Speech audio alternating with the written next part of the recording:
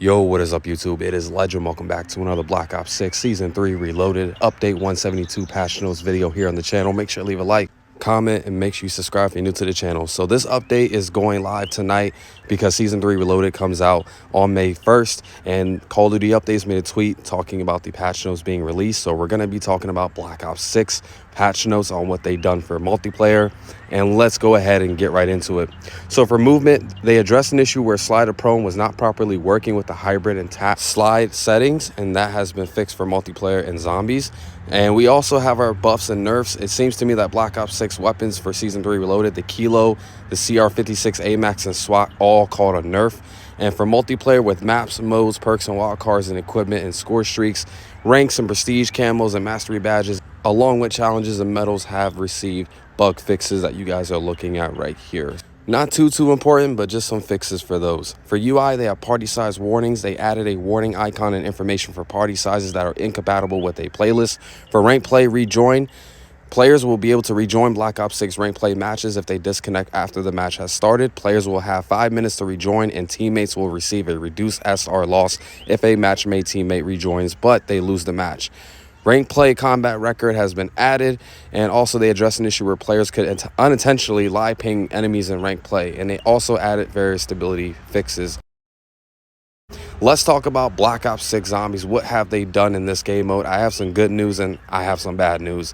So let's go ahead and start it off. For maps like Shadow Vale, we have a bunch of general fixes, which was really needed for Shadow Vale because there were a couple of bugs that were still in from Season 3. So you guys can see they done that for main quest. For weapons, they addressed an issue where the ray gun cannot be used to start the third encounter in the Wonder Waffle DG2 Easter egg. Another big one for me because I know for a fact that shit was glitched out or bugged out, and they finally fixed it. Hopefully it is true. Moving on, for enemies, they addressed an issue where loading a save will restore armor on damaged Elder Disciples. They addressed an issue where certain zombies charmed by brain rot would move slower than intended. And you guys are just basically seeing that they're making a bunch of fixes for the enemies and final encounter. So that's what they've done here. My main point of me going over zombies right now is the fact that the unlimited jet gun glitch has been patched. As you guys can see on Liberty Falls, they addressed an issue that allowed the jet gun to be used infinitely under certain circumstances or conditions. So if you really enjoy doing the jet gun glitch, ranking up all your augments, ranking up literally every single thing here in Black Ops 6 Zombies, when this update officially goes live for 172, you will no longer be able to do this jet gun glitch. And you guys had a long time to exploit that glitch, for the longest now. If you didn't do it, you're shit out of luck. For weapons, they added the base version of the Ray Gun Mark II to the mystery box weapon pool. They addressed an issue where loading a save would re-enable Pack-a-Punch camos if they were toggled off. And for general, for perks, they addressed an issue that allowed players to duplicate perks. That one is crazy. For double tap, like Double Jeopardy Augment, prevented Double Jeopardy from activating from wonder weapons and melee hits, as it only was supposed to activate from normal shots. For equipment, for stem shot, they removed the text recharges on a cooldown from the description. And down here below for field upgrades, the Tesla Storm, they addressed an issue where the lithium charge augment was causing players without the augment to be applied. So for Death Machine, they addressed an issue where loading a save would not retain the correct ammo in a Death Machine. For Mutant Injection, they fixed an invulnerability exploit when using Mutant Injection and Ether Shroud simultaneously, so that was also patched. Gobblegums, they reduced the Gobblegum machine cooldown for 5 to 10 seconds. They sped up the Gobblegum machine activation sequence so you can retrieve your Gobblegum within 2 seconds. They addressed an issue that would prevent the timeout Gobblegum from skipping a round if you use at the start of a new round. They addressed an issue that could prevent the Create Power Gobblegum from applying when also activating a Wonder Bar Gobblegum. So they addressed an issue that could prevent the Create Power Gobblegum from functioning properly. So that's what they did for Gobblegums, which is really good.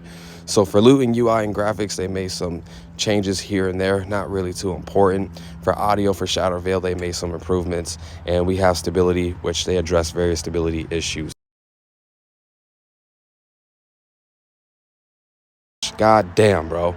Moving on with Warzone. there's a lot of good things that are happening within this new update for Season 3 Reloaded when it comes to Warzone, so let's talk about it. We got the High Art event, which will start from May 1st to the 15th, and then the Blaze of Glory event, which will start May 6th to the 15th. And you will be able to get a weapon camo and also Frost Blast field upgrade with that event. For Verdansk, the train station east wing access has been opened up, and we also have the moving train and vertical ascenders that were added to Verdansk as well. So I told you guys this was coming out, and it's finally happening.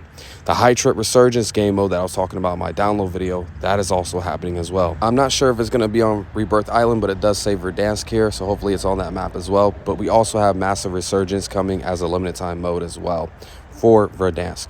Now we have Season 3 Ranked Play rewards that is coming. So Verdansk Ranked Play is coming within Season 3 Reloaded.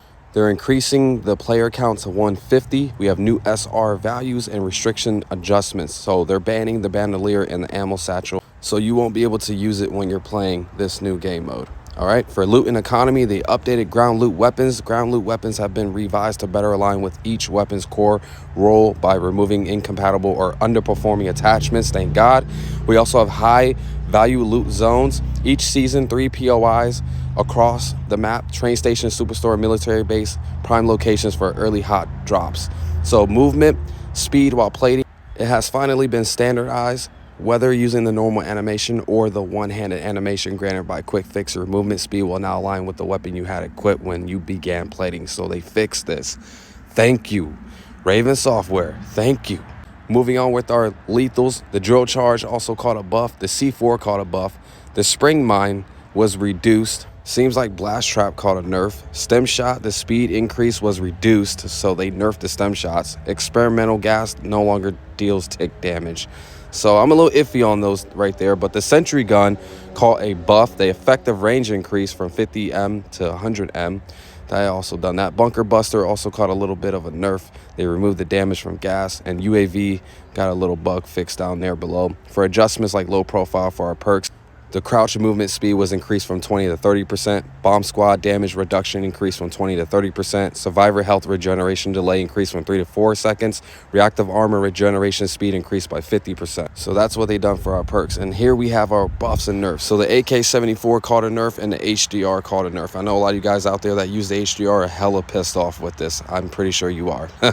Anyway, operators. Favoriting operators is new. Players can mark operators as favorites. There is a cap on the number of operators that can be favorited. Random operator selection, you guys can do that as well. Random skin selection, they're also adding this as well. So within each operator's customization menu, players can enable the random skin option. So that's what they're doing for that. UI and UX for new loadout marker icon. A blue loadout drop icon will now appear in the squad widget when your team has enough cash to purchase a loadout at a buy station.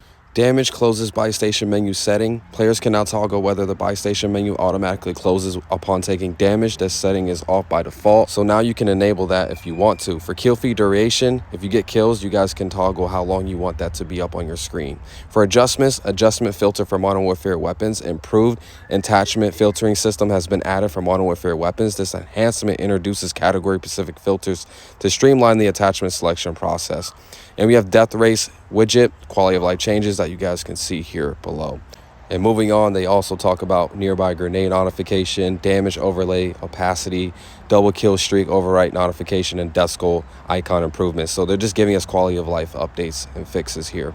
So that's pretty cool. We have a new vehicle called the Triumph TF250X dirt bike, which is new. The helicopter, they adjusted the weight class from medium light to light.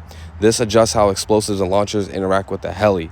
So you really need to pay attention when you're using that helicopter now, and the angles of people being in them are now a lot more better, giving us more freedom. Bug fixes, as you guys can see, are here. We have miscellaneous fixes as well for Warzone, but honestly, this is everything that they've done within the miscellaneous bug fixes. So a lot of updates to perks, lethals, weapons being buffed and nerfed in Warzone. A lot of great changes for Season 3 Reloaded. So I'm really excited for this. So if you have anything to say, comment down below. I'll catch you guys on the next video. Make sure you leave a like and subscribe if you're new to the channel. Thank you for watching. Peace out.